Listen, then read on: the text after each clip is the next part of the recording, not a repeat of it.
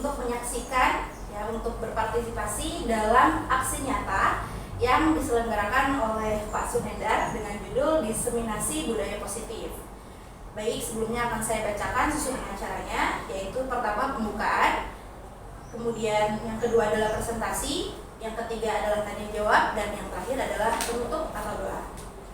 Baik, sebelum kita mulai acara ini, mari kita bersama-sama membaca basmalah. Bismillahirrahmanirrahim. Baik, acara selanjutnya itu adalah presentasi Diseminasi Budaya Positif yang akan langsung dibawakan oleh Bapak Sunhendar. Kepada beliau disilakan. Baik, terima kasih Ibu Rere selaku yang bisa berbicara di kesempatan hari ini. Baik, Bapak Ibu semua, apa kabar? Baik. Ya, baik Bapak Ibu, seperti yang tadi MC atau moderator katakan, bahwa hari ini saya akan melakukan presentasi. Saya selaku calon guru penggerak angkatan 10 tentang diseminasi budaya positif. Tentunya budaya positif di sekolah. Baik, langsung saja ke slide berikutnya, Bapak Ibu.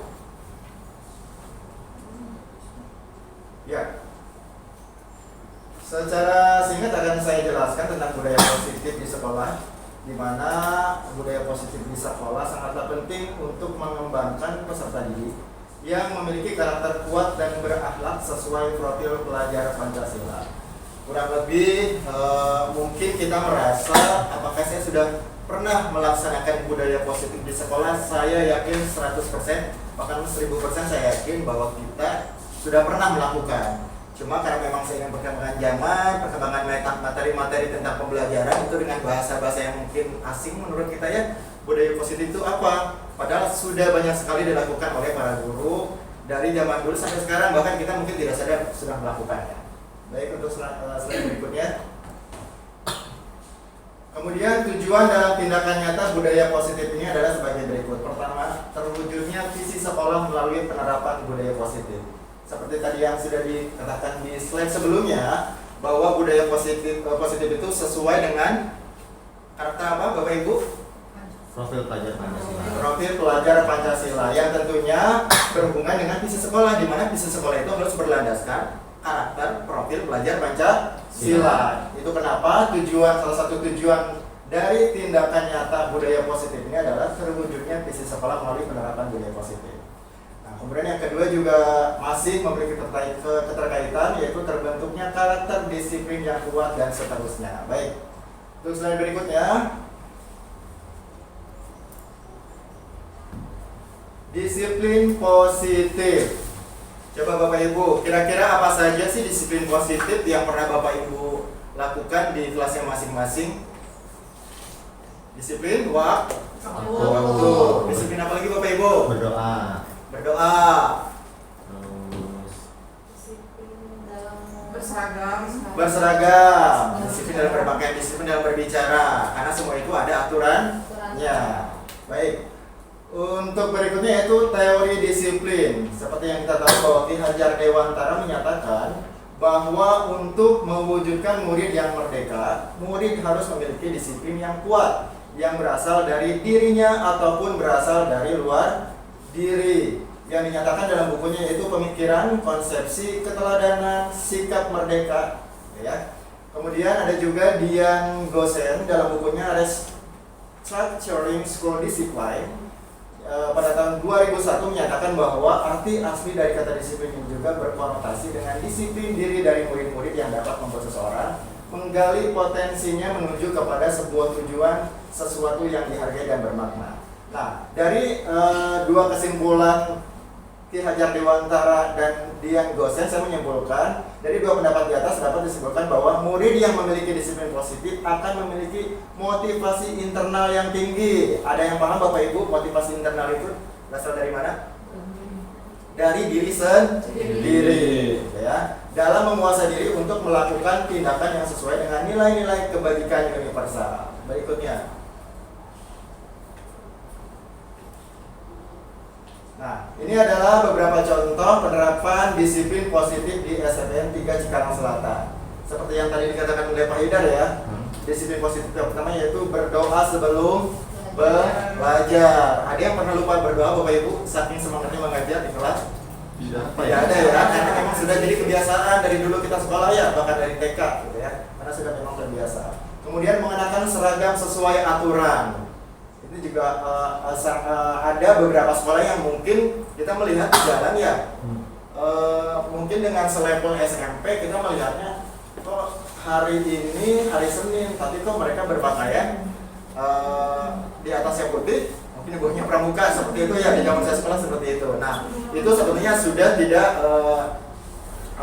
tidak melakukan budaya positif sekolah, karena budaya positif sekolah seperti yang tadi dikatakan bahwa seragam atau memakai seragam sekolah sesuai aturan pun itu sudah termasuk budaya positif sekolah. Berikutnya, contoh berikutnya, tertib dalam mengikuti pelajaran. Ini yang kadang-kadang bikin gemes ya Bapak Ibu ya, ketika kita lagi asik serius ngajar tiba-tiba ada yang ngobrol. Ada yang apa lagi Bapak Ibu?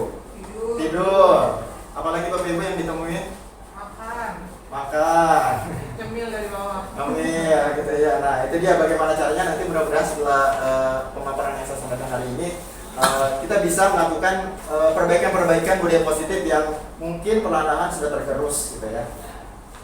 Berikutnya yang terakhir di sini saya mencatatkan melaksanakan penghijauan di sekolah.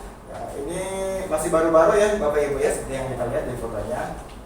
Melaksanakan penghijauan di sekolah, kenapa? Karena di musim yang serba panas ya akhir-akhir ini, apalagi kita merasakan panas tidak hanya siang hari, bahkan malam hari pun terasa panas. Apalagi di sekolah kita, di sekitar kita itu perumahan ya Bapak Ibu, akan serasa panas sekali ketika tidak ada penghijauan atau tidak ada pohon-pohon yang ada di sekolah kita. Berikutnya silakan. Ya. Pertama, kebutuhan dasar manusia. Mungkin Bapak Ibu pernah membaca ya tentang kebutuhan dasar manusia. Itu ada berapa Bapak Ibu? Ada 5. Oke, yang pertama, kebutuhan bertahan hidup atau survival. Contohnya apa Bapak Ibu? Makan dan minum, gitu ya Bapak Ibu ya. Kita kalau nggak makan atau belum sarapan jam 10 udah lapar gitu ya. Nah, takut sakit perut, takut kena mah dan sebagainya gitu ya. Nah, itu salah satu kebutuhan bertahan hidup, yaitu survival. Kita harus makan dan minum. Kemudian yang kedua, kebutuhan cinta dan kasih sayang. Ya. Kita butuh kan Ibu ya untuk dicintai? Butuh. Tidak hanya berbau lawan jenis untuk kebutuhan cinta dan kasih sayang dari orang tua, dari teman, gitu ya, dari seorang guru ke siswanya dan sebagainya. Berikutnya yang ketiga, kebutuhan penguasaan atau pengakuan. Contoh, anak yang mampu berprestasi. Ya. Ada yang bisa memberikan contoh Bapak Ibu? Kebutuhan penguasaan, anak yang mampu berprestasi maksudnya apa? Dia kebutuhan penguasaan dan pengakuan. Piagam-piagam atribut yang didapatkan. Misalnya Iya. satu dapat sertifikat. Nah, sehingga dia merasa oh saya dihargai, saya diakui seperti itu. Terima kasih Bu Ayu. Berikutnya yang keempat, kebutuhan kebebasan. Contoh, bebas memilih sekolah. Nah, kemudian kalau yang pembelajaran berdiferensiasi sekarang kan lagi digembar-gemborkan banget ya. Nah, yang lagi hits banget kalau kata Bu Ayu. Anak biasanya dikasih pilihan kok sama gurunya, apalagi di kurikulum Merdeka ini. Misalnya kita dalam bahasa Indonesia memberikan tugas apa? Tugas role play, gitu ya, bermain peran. Ada yang mungkin malu-malu, saya bisanya dalam bentuk video aja, bikinnya di rumah sama teman-teman, oke, bisa. Oh saya mah nggak apa-apa, langsung tampil di depan kelas, oke, gitu ya. Dan itu termasuk kebebasan dalam memilih, gitu ya. Kemudian yang kelima atau yang terakhir, kebutuhan akan kesenangan. Contohnya saat siswa merasa terganggu dengan kejahilan temannya, disitulah ia sedang membutuhkan kesenangan. Bapak Ibu butuh kesenangan tidak? Butuh. Contohnya, Pak Ibu? Gimana? Jalan-jalan. Oh, jalan-jalan. Bapak Ibu akan merasa terganggu kesenangannya ketika seperti apa atau dalam kondisi seperti apa? Ada yang bisa sedikit menggambarkan? Bapak Ibu merasa akan terganggu kesenangannya ketika sedang apa? ketika lagi jalan-jalan Iya. ditelepon oleh orang tua murid menanyakan tugas untuk besok apa saja. Padahal belum waktunya begitu Iya, Oke. waktunya. Iya. Nah itulah ya contoh dari kebutuhan akan kesenangan orang itu berbeda-beda. Gitu Betul. ya. Walaupun kadang-kadang kita tidak boleh menjustifikasi dari lihat status orang. Oh begitu saja kok dibilang senang. Oh begitu saja baru segitu saja dibilang happy karena hits juga nih kata-kata ini kan. Kesenangan orang itu berbeda. Tingkat kesenangan orang itu berbeda-beda. Itu dia kelima kebutuhan dasar manusia yang tentunya dihubungkan dengan siswa, dan itu harus dipenuhi. Satu saja tidak dipenuhi, siswa akan terlihat beda di dalam kelas. Contoh, pernah menemukan Bapak Ibu siswa yang cari perhatian terus di kelas, atau nggak mau diam, sering Bapak Ibu ya. Nah pasti ada salah satu kebutuhan dasar manusia itu yang tidak terpenuhi. Misal, kasih sayang. nah kasih sayang dari orang tua biasanya. Bisa diceritakan sedikit misalnya pengalamannya?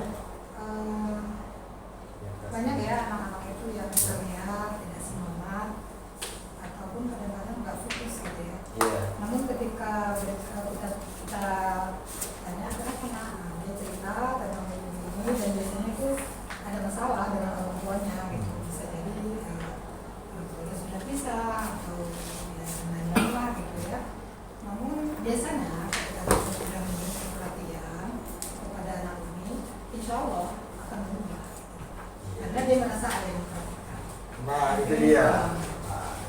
Terima kasih tepuk tangan buat Pesana sudah memberikan pengalamannya di kelas. Satu lagi masih ada Bapak Ibu yang mau berbagi pengalaman yang mungkin dari kelima kebutuhan dasar manusia ini sepertinya siswa ini tidak mendapatkannya. Jadi di kelas kok tingkatnya seperti ini ya gitu kan. Ada lagi Bapak Ibu? Cukup, oke. Lanjut, silakan. Motivasi perilaku manusia. Bisa kita baca sama-sama. Menurut Dian Gosen dalam bukunya Restructuring School Discipline menyatakan ada 3 alasan motivasi perilaku manusia. Pertama, untuk menghindari ketidaknyamanan atau hukuman. Karena rata-rata gak usah jauh-jauh Bapak Ibu ya, kita juga waktu sekolah, kenapa kita aktif, kenapa kita disiplin, karena takut apa? Hukum. Nah, bagaimana caranya? Tadi yang disebutkan oleh Bu Rari kalau tidak salah ya, harus timbul dari internal. Ya, adaptasi juga ya Bu, timbul dari internalnya. Karena ketika kita merasakan kedisiplinan siswa yang timbul dari dirinya sendiri, hawanya pun beda. Gitu kan. Hawanya apa? Hawanya ya memang natural aja. Dia butuh untuk disiplin karena memang dorongannya ada dalam diri sendiri. Tidak takut tidak hanya karena takut akan mendapat hukuman. Berikutnya, untuk mendapatkan imbalan atau penghargaan dari orang lain. Ada yang bisa menjelaskan? Untuk mendapatkan imbalan atau penghargaan dari orang lain. Makanya dia melakukan perilaku positif. Ada ya? Ada. Contohnya ingin pujian. Pujian juga sebenarnya termasuk imbalan ya, walaupun tidak berbentuk benda gitu, atau barang gitu ya. Atau penghargaan dari orang lain gitu ya. Nah, itu ada seperti itu. Balik lagi, bagaimana caranya menumbuhkan perilaku positif manusia itu memang atas kesadaran diri sendiri, ya disebut dari internal tadi ya. Terakhir, untuk menjadi orang yang mereka inginkan dan menghargai diri sendiri dengan nilai-nilai yang mereka punya. Baik, dari ketiga motivasi perilaku manusia dalam wujud disiplin positif yang harus ditanamkan dalam murid-murid adalah motivasi yang nomor 3 ya. Karena dengan memiliki motivasi tersebut, mereka telah memiliki motivasi intrinsik yang berdampak jangka panjang. Motivasi yang tidak akan terpengaruh pada adanya hukuman atau hadiah. Tadi balik lagi ke motivasi internal, gitu Bapak Ibu ya. Berikutnya, posisi kontrol restitusi. Nah, mungkin agak familiar juga ya, yang sering buka PMN.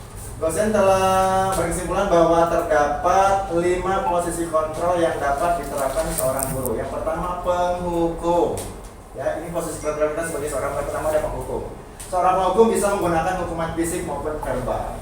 Misalnya, Ibu Yeye, pembelajaran sudah setengah jam di kelas.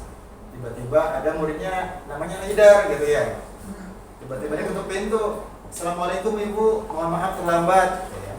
Tanpa pikir panjang, tanpa bertanya dulu kenapa, karena kamu terlambat silakan keliling lapangan 100 kali. Ya, kebanyakan ya Bu. Nah, itu tipe seperti apa berarti Ibu Yayat sebagai seorang guru? Penghukum, gitu ya. Ada seperti itu. Kemudian yang kedua, pembuat merasa bersalah. Pada posisi ini biasanya guru akan bersuara lebih lembut. Ada yang bisa contohin pembuat rasa bersalah terhadap siswa, tapi si guru tersebut menyampaikannya dengan lembut. Atau mungkin kita pernah melakukannya. Ya, pernah. Coba. Yang pernah.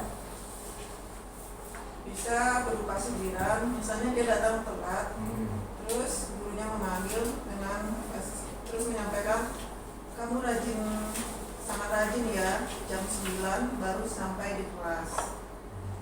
Nah, itu lembut ya. Jadi merasa bersalah kan. Ada juga yang mungkin langsung nggak gini, gara-gara guru seperti ini, jadinya begini. Nah, kan lembut padahal kan gurunya berbicara, tapi langsung kena ke hati. Seperti yang Bu Suryanis bilang tadi melalui sindiran salah satunya. Lanjut, yang ketiga teman. Sebagai teman, ada di sini yang memposisikan seperti teman terhadap murid-muridnya. Ada Pak, ada tergantung. Tergantung ya, tergantung muridnya. Iya. Oke. Karena biasanya kalau dijadikan teman secara berlebihan pun tanpa batas, jangan sampai kita kebablasan ya. Anak-anak takutnya sama melakukan orang Betawi gitu ya. Oke, berikutnya posisi pemantau. Jadi pemantau ini, guru pada posisi ini biasanya selalu mengawasi atau memantau muridnya yang berpatokan pada catatan atau kesepakatan yang sudah disetujui. Saya pernah punya guru seperti itu. Dia tidak pernah marah, dia tidak pernah langsung menjudge orang siswa yang bersalah di kelas. Tapi dia langsung mengancamnya dengan nilai. Tahu-tahu dirapun nilainya sekian gitu ya. Tahu-tahu nilainya turun karena dia tidak langsung menegur. Dia hanya sebagai pemantau. Terakhir manajer, sebagai manajer ya. Seorang manajer telah memiliki keterampilan di posisi teman maupun pemantau. Dan dengan demikian bisa jadi di waktu-waktu tertentu kembali kepada kedua posisi tersebut bila diperlukan. Kira-kira dari kelima ini posisi mana yang cukup efektif kita sebagai seorang guru untuk menghadapi siswa? Boleh lebih dari satu.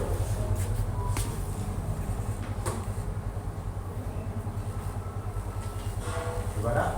Bu Rere, Bu Ayu, Pak Ibu? Jadi tepat yang mana? Atau mungkin, saya banget nih Pak, gitu kan? Maksudnya boleh lebih dari satu. Kalau saya biasanya nomor 3 dan nomor 4, iya. 3 dan 4. Kenapa Pak? Kalau nomor 3, guru itu menganggap ke anak-anak, kenapa menganggap mereka teman? Karena kalau biasanya kalau guru lebih cenderung memposisikan sebagai guru, mereka itu canggung. Misal ketika anak di kelas ada masalah, mereka malu untuk curhat atau cerita masalah di rumahnya, cerita di sekolah mengenai pelajarannya, itu mereka akan canggung. Kalau kita memposisikan sebagai teman, mereka akan terbuka. Wah, guru ini enak nih diajak ngobrol, diajak menyelesaikan masalah yang saya hadapi misalkan. Kalau nomor 4, guru sebagai mengawasi dan memantau, ya itu juga ya ketika si anak itu berbeda-beda ya di kelas itu, enggak semuanya pintar, enggak semuanya begitulah, ada Kemampuannya beragam. beragam. Jadi kita harus mengawasi kita harus menguasai terutama yang kurang bisa memahami pelajaran gitu. Jadi kita harus memantau. Nah itu mungkin dari saya. Nah, kalau boleh saya tahu tanggapan Bapak Ibu, kira-kira di zaman seperti sekarang ini masih cocok nggak sih kita memposisikan kontrol kita sebagai seorang guru sebagai penghukum? Kurang cocok. Kenapa Pak?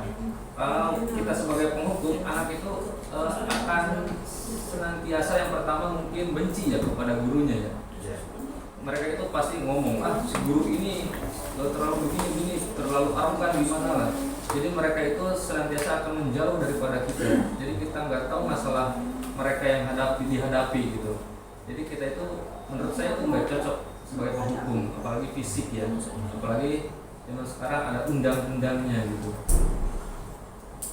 Kalau misalnya ada yang beralasan, oh tidak Pak, itu tergantung Hukumannya.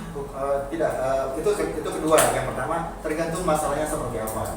Nah kalau misalnya itu bagaimana tidak. Bisa saja posisi kontrol kita sebagai seorang guru, sebagai seorang penghukum bisa diterapkan ke suatu kasus yang memang sudah keterlaluan misalnya. Nah kalau itu bisa. Juga kan macam-macam ya, ada hukum secara fisik, ada hukuman yang memang kelihatan mendidik tanpa menyentuh, itu kan macam-macam, tergantung kasusnya masing-masing. Mungkin penghukum di sini kita pun masih menjalani itu, cuma levelnya itu tidak seperti yang dulu. Hukumannya itu beda, hukumannya masih ada hukuman, cuma versinya, levelnya itu yang dulu dengan sekarang itu beda. Mungkin gini, kalau boleh kita menghukum, tapi itu sifatnya mendidik ya.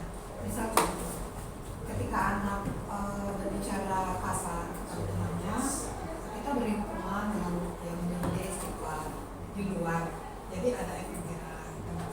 Jadi kan dia berpikir, oh kalau saya berbicara kasar, berarti nanti suatu saat saya harus istighfar di luar, tentunya malu gitu. Dan menurut saya itu juga termasuk hukuman yang mendidik. Itu menurut saya.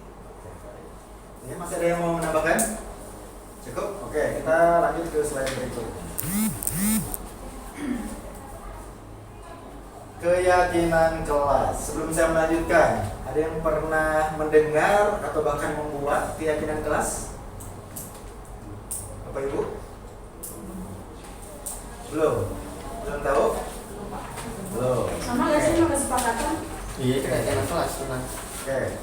Kita lihat, mengapa sih harus keyakinan kelas? Mengapa tidak peraturan kelas saja?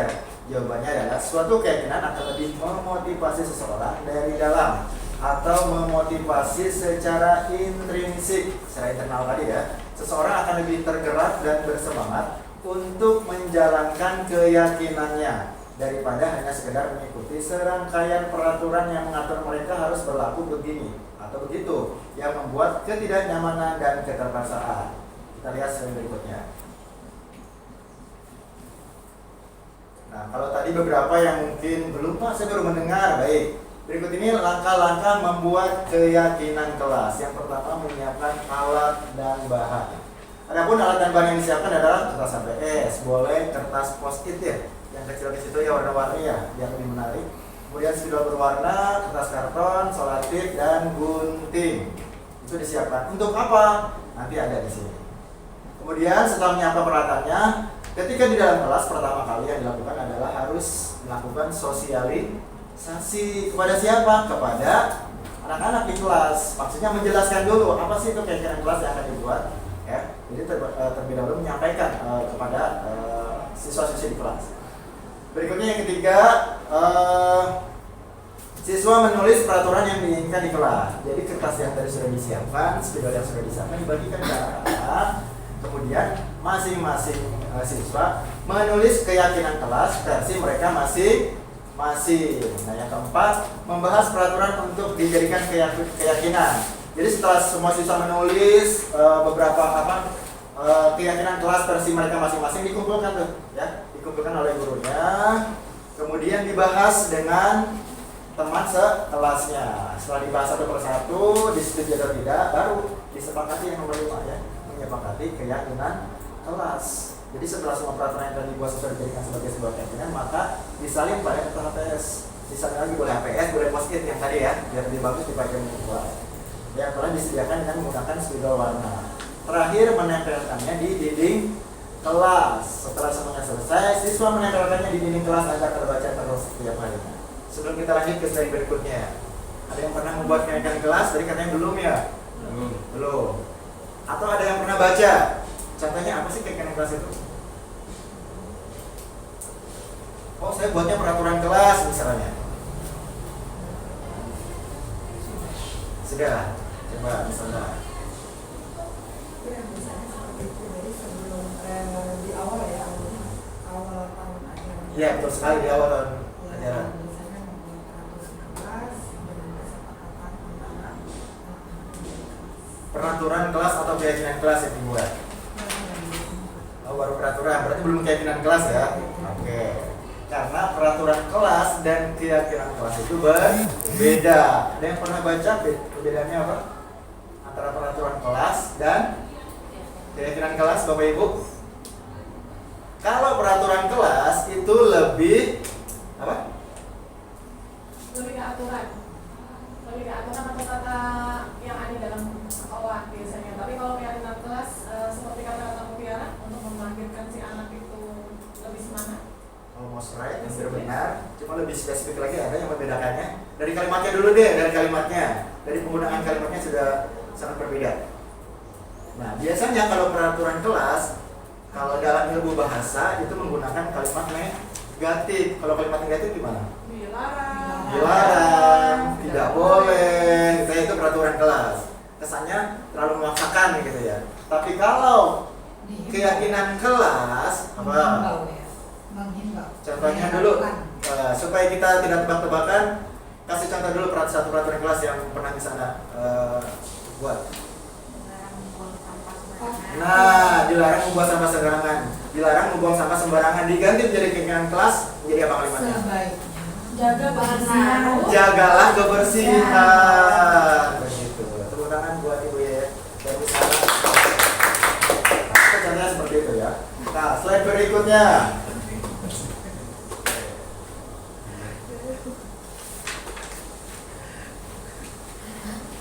Baik, untuk slide berikutnya. Nah, ini contoh dokumentasi pembuatan keyakinan kelas Bapak Ibu ya. Lanjut. Ini juga ada, setelah ini akan silakan dilanjutkan. Nah, ini contoh mohon maaf kalau kurang jelas tulisan anak-anaknya Bapak Ibu. Ini contoh hasil pembuatan keyakinan kelas yang kami buat. Yang pertama, saling menghargai dan menghormati ya. Kemudian berkata sopan dan berperilaku santun. Nah, kalau berkata sopan dan berperilaku santun, kira-kira kalau di peraturan kelas biasanya seperti apa? Nah, dilarang berkata kasar, jangan berkata kasar. Nah, kemudian memakai seragam sesuai aturan, maksudnya dilarang memakai seragam sekolah yang di luar aturan sekolah.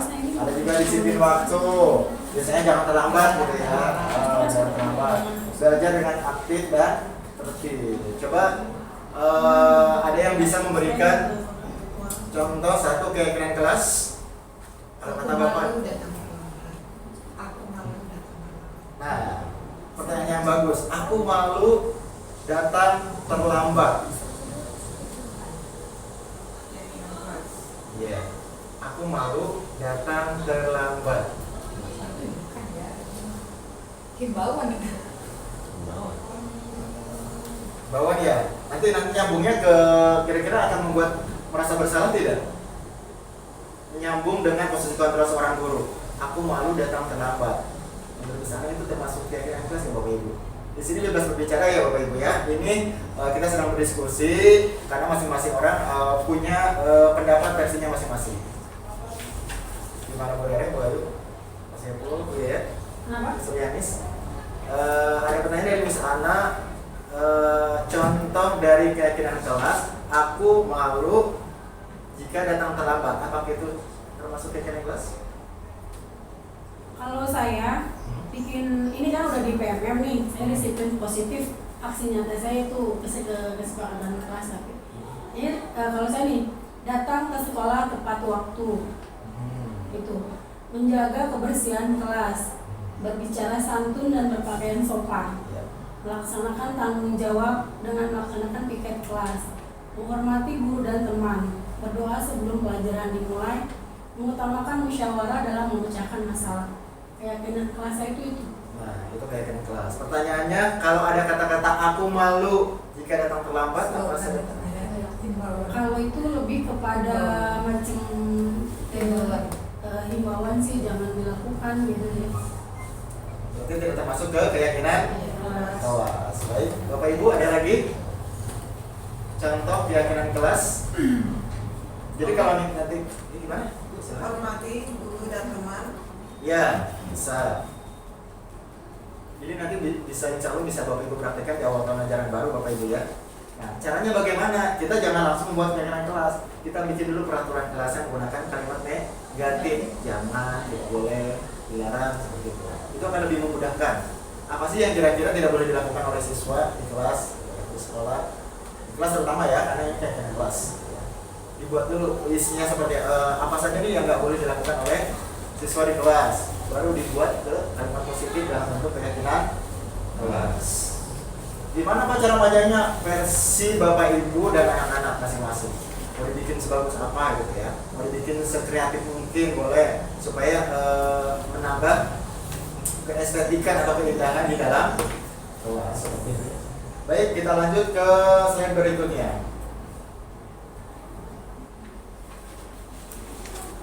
Nah, segitiga restitusi. Ini juga kayaknya sudah tidak asing ya. Orang yang sudah di PMU pernah mendengar Bapak Ibu segitiga restitusi? Belum. Oke. Kalau yang mungkin pernah melakukan pembelajaran mandiri atau PMM ya, pernah melaksanakan topik atau aksi nyata topik segitiga restitusi mungkin kurang lebih sudah paham. Jadi restitusi memberikan kesempatan kepada murid untuk disiplin positif, memulihkan diri dari kesalahan sehingga memiliki tujuan yang jelas. Jadi ini lebih segitiga restitusi ini berfungsi untuk menyelesaikan sebuah kasus. Ya, menyelesaikan apa? Sebuah kasus yang terjadi pada siswa di sekolah.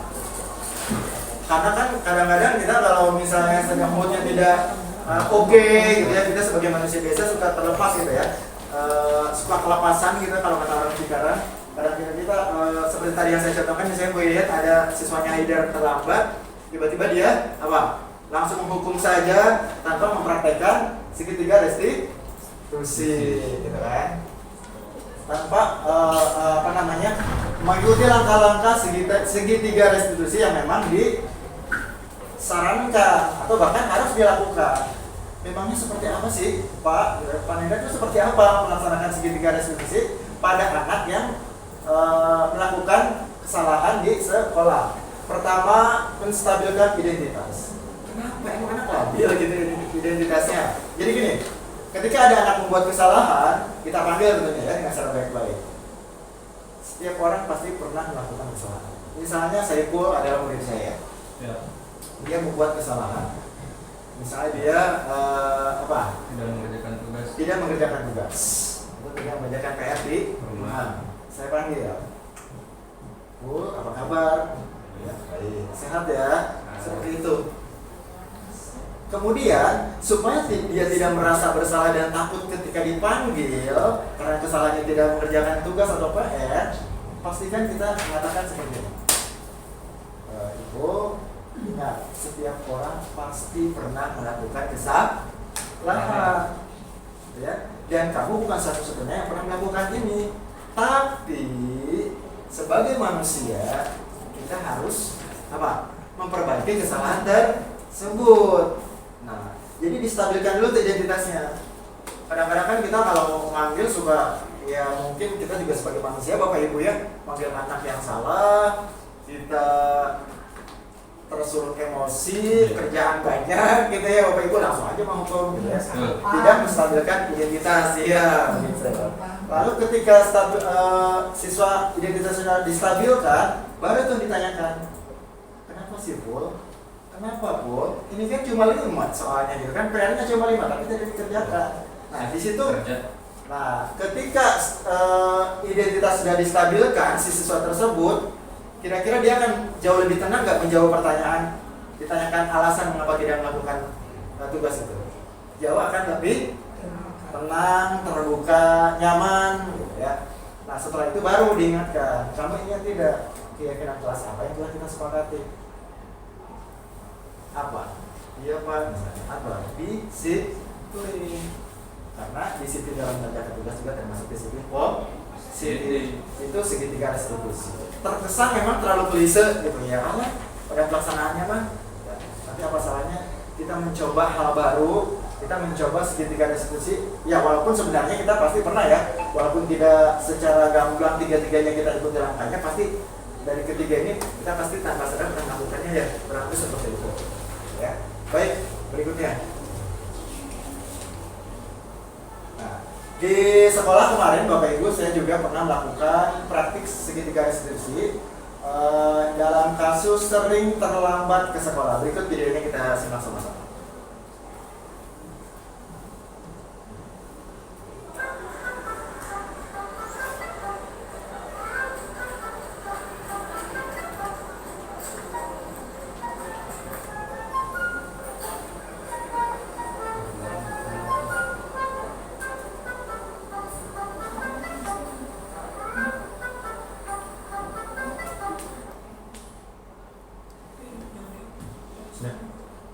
Ya, nah, ini kasus jadi si anak ini sering terlambat ke sekolah Bapak Ibu ya, membuat simulasi. Jadi setiap hari, bahkan hampir setiap hari dia selalu datang terlambat. Nah setelah itu saya melakukan simulasi memanggil anak tersebut yang sering terlambat ke sekolah. Video berikutnya saudara.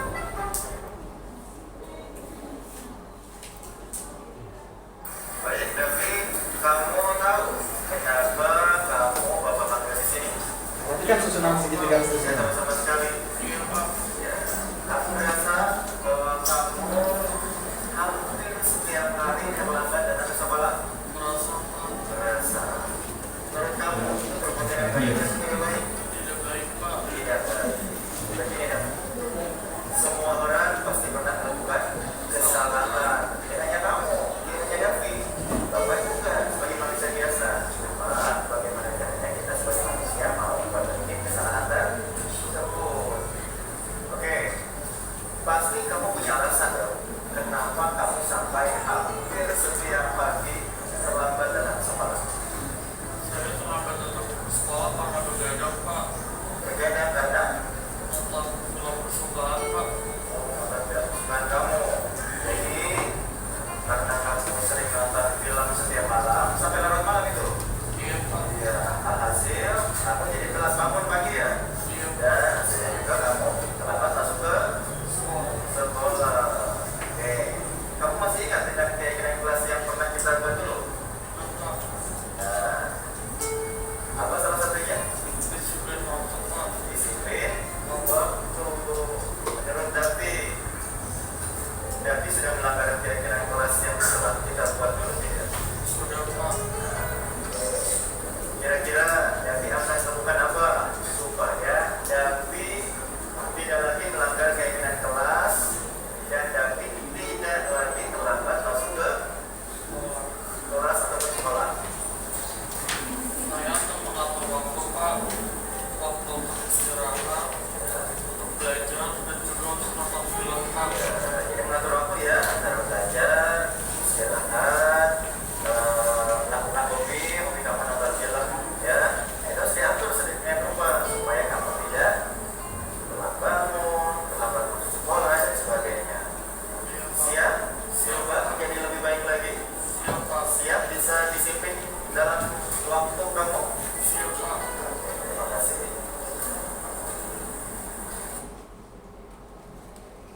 Oke, Bapak Ibu, dari video yang baru saja kita saksikan, ada yang menanggapi bagaimana cara saya menindaklanjuti atau memanggil Davi yang sering terlambat ke sekolah?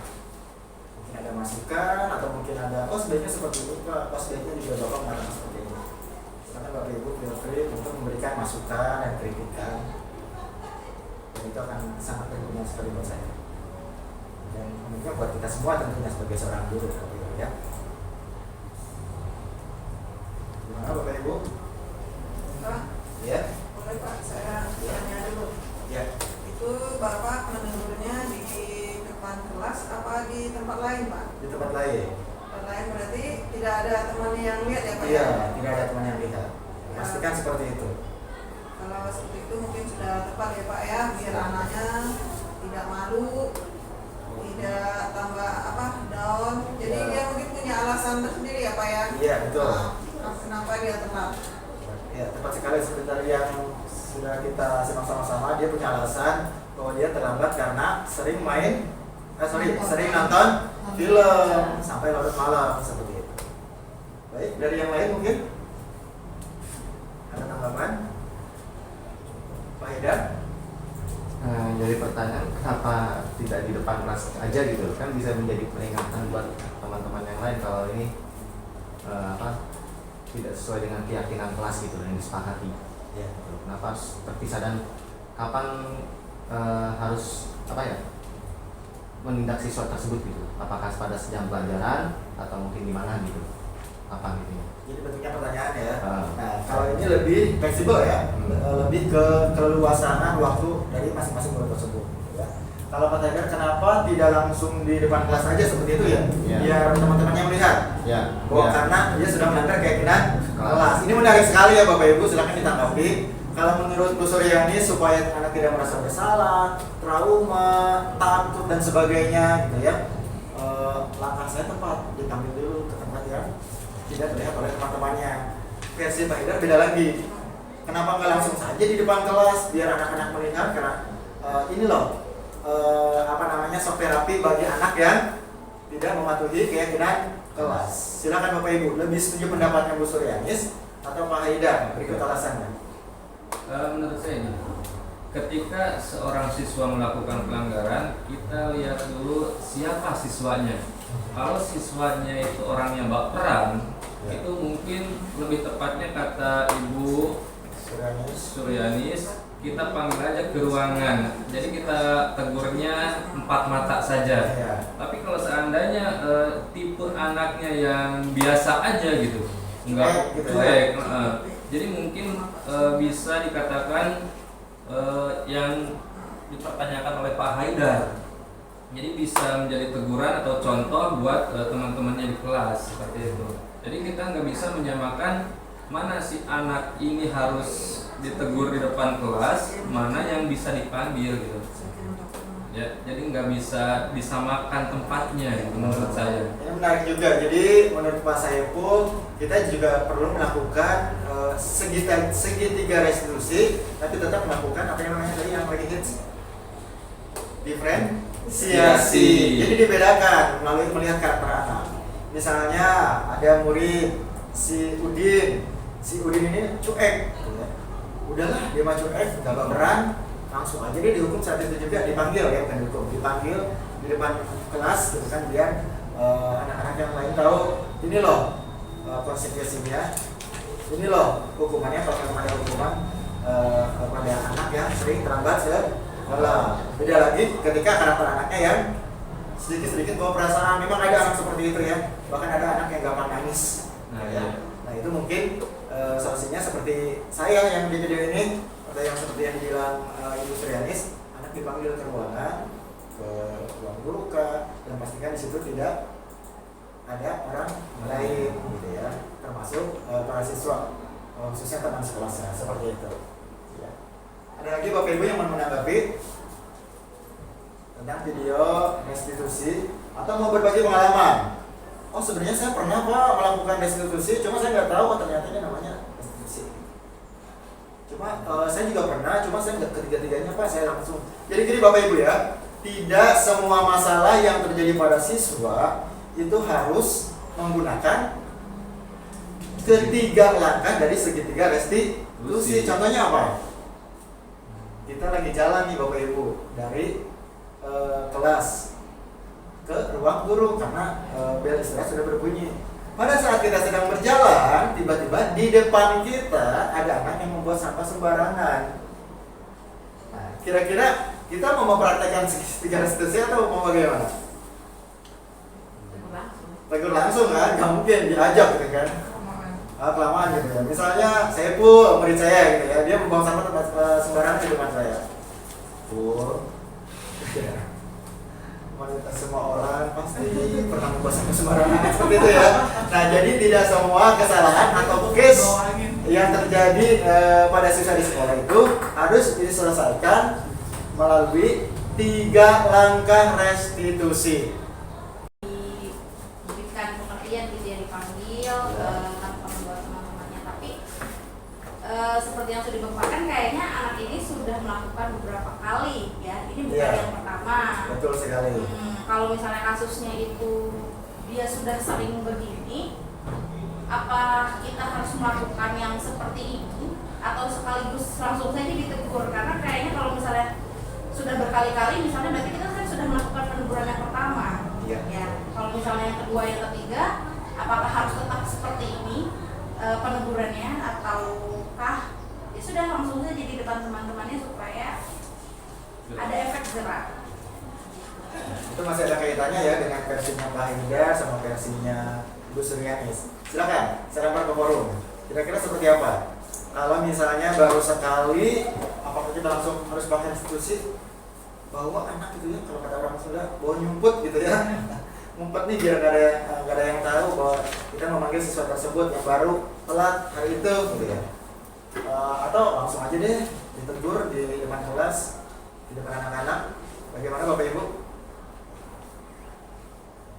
Atau mau langsung kayak solusi Pak Ipo dilihat karakter si anak seperti itu? Nah ini sebenarnya sifatnya kondisional gitu ya. Artinya gini, kurang lebih saya juga sependapat sama Pak Ipo ya. Kita juga harus mendalami karakter anak. Jadi ketika anak kita kurang lebih paham sama karakter siswa gitu ya, ketika dia melakukan kesalahan pun kita sedikit banyak juga tahu nih harus ngapain, tahu nih apakah harus dihukum, apakah harus melakukan sedikit restitusi.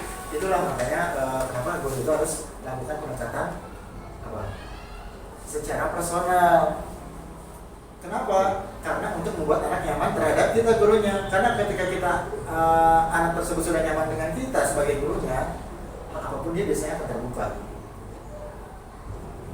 Tidak jauh kita dengan kita ya, ketika kita berteman, ketika kita mengenal orang baru, tapi terus kita intens berbicara, lama-lama nyaman gitu ya. Nah ketika nyaman tanpa sadar kita terkadang menceritakan hal-hal yang belum tentu kita ceritakan pada orang lain yang tidak kita kenal, seperti itu. Itulah ya. Makanya sekali lagi kalau jawaban dari saya adalah dilihat dulu karakter siswa seperti apa, dan dilihat dulu juga usahanya seperti apa.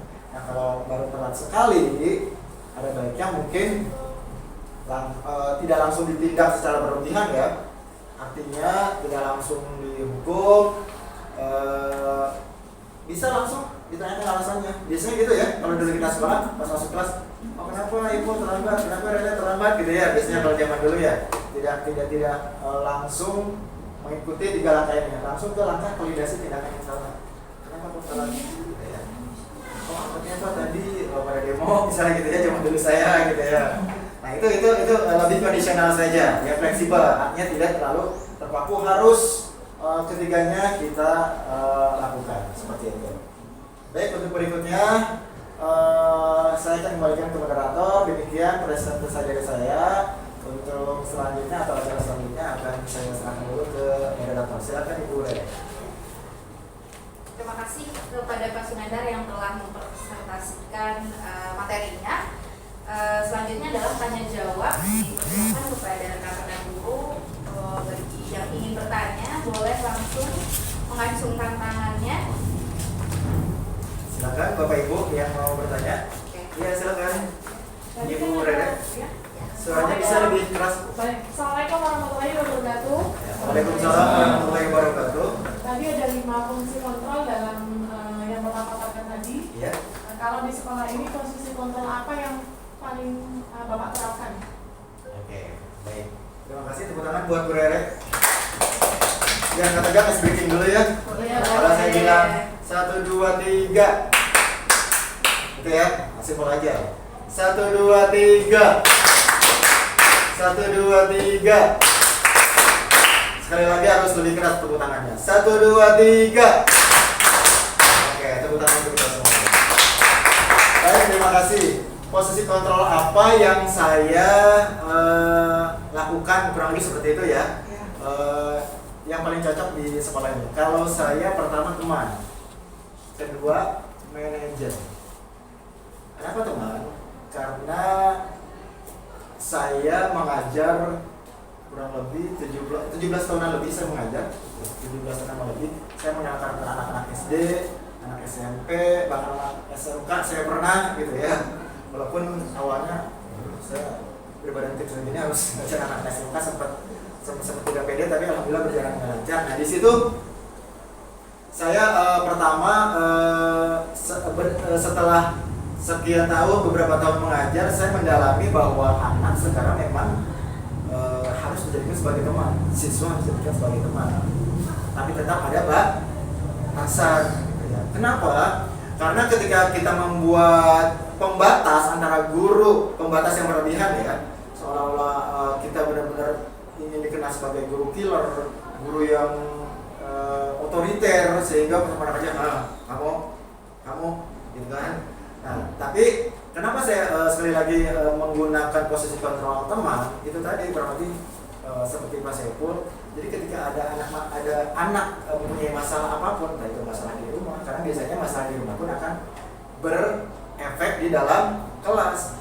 Karena dia sudah nyaman menganggap kita sebagai teman, tidak hanya seorang guru, dia pun perlahan akan nyaman juga bercerita. Dan ketika dia bercerita, kita pun dengan tenang juga memberikan solusi kepada mereka. Dengan apa? Ya bisa dengan salah satunya segitiga restitusi. Kemudian satu lagi manajer. Kenapa manajer? Karena seperti tadi ada di slide ya, bahwa posisi kontrol manajer itu di dalamnya sudah ada posisi sebagai seorang teman juga. Coba Pak Haidar dimundurkan lagi slide-nya, posisi kontrol. Ya. Nah, manajer seorang manajer telah memiliki keterampilan di posisi teman maupun pemantau. Jadi sudah lengkap di posisi manajer pun seperti itu. Oke, itu kurang lebih jawaban dari saya. Terima kasih untuk pertanyaannya. Baik, berikutnya. Baik, terjawab ya Bu Rene? Ya, siap. Terima kasih. Selanjutnya, penanya selanjutnya boleh? Ada yang ingin ditanyakan? Silakan, Bu Ayu. Oke, sudah. Pertanyaan dari saya, Pak. Tadi itu kan Bapak sudah menjelaskan tentang peraturan kelas dan keyakinan kelas. Saya baru bisa nangkap kalau peraturan kelas itu bentuknya negatif, kalimatnya kalau keyakinan kelas itu dalam bentuk positif. Bisa nggak Bapak kembali jelaskan lagi secara rinci apa sih perbedaan peraturan kelas dan keyakinan kelas? Apa sih perbedaan keyakinan kelas dan peraturan kelas? Tadi saya sudah jelaskan ya. Ada yang mau membantu jawab? Bapak Ibu? Apa sih perbedaan antara peraturan kelas dan keyakinan kelas? Ada yang mau flashback sama materi yang tadi sudah saya sampaikan? Mungkin ada yang mau recount kalau guru bahasa Inggris ya, misalnya menceritakan kembali apa yang tadi sudah didapatkan. Ya. Jadi yang seperti kita tahu, karena memang bentuknya tulisan, otomatis sebelum kita membuat keyakinan kelas, kita harus tahu dulu dong perbedaannya antara kalimat atau tulisan antara peraturan kelas dan keyakinan kelas. Itu tadi, peraturan kelas itu apa? Menggunakan kalimat negatif. Tidak boleh, dilarang, jangan, ya. Tapi keyakinan kelas sebaliknya menggunakan kalimat positif. Nah, biasanya sepengalaman saya membuat keyakinan kelas lebih enteng, lebih mudah. Kita membuat dulu peraturan kelas. Biasanya apa sih yang nggak boleh dilakukan siswa di kelas? Seperti yang tadi sudah saya jelaskan, tidak boleh ribut, tidak boleh berkata kasar, tidak boleh berisik saat belajar, tidak boleh datang terlambat, tidak boleh tidak sopan sama guru, tidak boleh teriak-teriak. Banyak ya yang dilarang. Nah, ketika peraturan kelasnya sudah sebanyak itu di list, disusun, baru kita ganti kalimatnya kalimat positif. Nah, biasanya sih kalimat positif akan lebih simpel kalimatnya dibandingkan peraturan kelas yang itu kalimat negatif. Jadi kurang lebih seperti itu. Simpel aja sih perbedaannya. Jadi tujuannya sama, hanya bahasanya saja yang berbeda. Nah, kenapa harus menggunakan kalimat positif? Kenapa tidak boleh dilarang? Tidak boleh. Tujuannya apa sih? Biar anak lebih mudah, maksudnya lebih lembut lah, karena lebih lembut. Jadi anak insya Allah tidak merasa terbebani kata-kata itu. Garis bawahi, mengapa menggunakan kalimat positif tidak seperti peraturan kelas yang menggunakan kalimat negatif supaya anak tidak terbebani. Garis bawahi, saya setuju sekali. Tepuk tangan boleh buat misalnya. Tidak terbebani itu adalah salah satu langkah awal timbulnya motivasi dari diri sendiri, nggak beban kok, emang timbul dari pribadi saya, itu kata siswa kurang lebih gitu ya. Saya datang terlambat, ya memang saya butuh, karena ini untuk cita-cita saya ke depan, saya pengen jadi anak berprestasi, karena timbul dari diri sendiri. Gak boleh loh, gak boleh, nanti gini, dilarang ini kan, nanti gini loh, ini dilarang ini gitu kan. Tapi ketika menggunakan kalimat positif, betul kata misalnya, siswa akan merasakan kelembutan, ya tidak terbebani, lama-lama akan termotivasi dari internal atau dari diri sendiri. Kurang lebih seperti itu ya. Baik. Pak. Ya, silakan. Ya, terkait dengan kita kan sering menjumpai ya di kelas maupun ketika masuk ujian hal yang tidak disukai tapi banyak orang melakukan, mencontek Pak.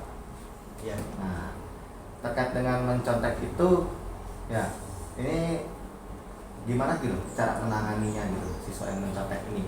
Kan terkadang tugas juga kan ada siswa itu dia teman yang ngerjain tapi dia terima beres saja, terus kemudian tinggal copy paste kumpulkan ke guru gitu. Nah itu gimana Pak dalam menangani langkah siswa agar tersebut tidak mencontek gitu Pak? Gitu. Oh, jadi menconteknya copy paste untuk tugas PR.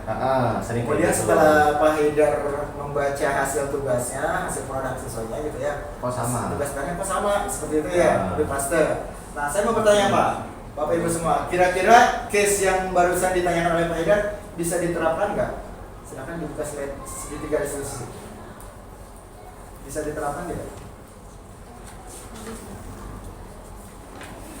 Case anak yang suka mengcopy paste tugas temannya. Bisa. Bagaimana? Karena sudah terjadi ya, misalnya ada 2 siswa atau 3 siswa yang ternyata tugasnya sama, mereka kan bisa akhirnya kita panggil, kita tanyakan gitu ya, kenapa kondisinya sama gitu kan, terus sebenarnya ini kerjaan dari siapa gitu ya, mungkin bisa di sounding perlahan, cuman akhirnya kan mereka mengaku gitu kalau ternyata mereka saling kalau misalnya ngakunya tukar pikiran atau bagaimana gitu kan, tapi benar-benar prototipe, nah itu kan bisa kita kasih solusi gitu, bagaimana kalau misalnya kamu tuh mengerjakannya tidak seperti itu, silakan kerjakan misalnya kan PR di rumah ya, karena biasanya copy paste itu di sekolah kalau kayak gitu sebelum jam gurunya. Kira-kira harus melakukan ketiga langkah ini untuk kasus tersebut? Menurut Bu Rere? Iya dong. Karena kan harus dipanggil, ya kan, ditanyakan kenapa, terus apakah sudah melanggar keyakinan kelas yang sudah disepakati, ya, terus tetap sambil ada identitasnya dia gitu, tidak menjudge langsung. Kemudian Pak Haidar, Menurut saya. jawaban dari Bu Rere?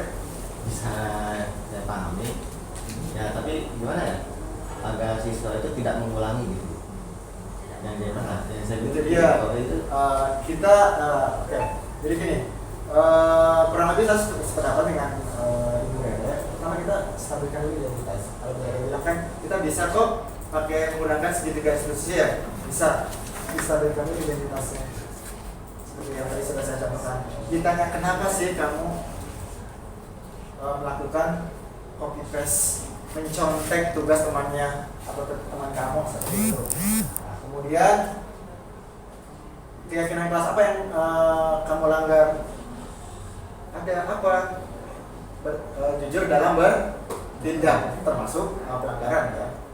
Melanggar kejujuran dalam bertindak, keyakinan kelas yang sudah disepakati.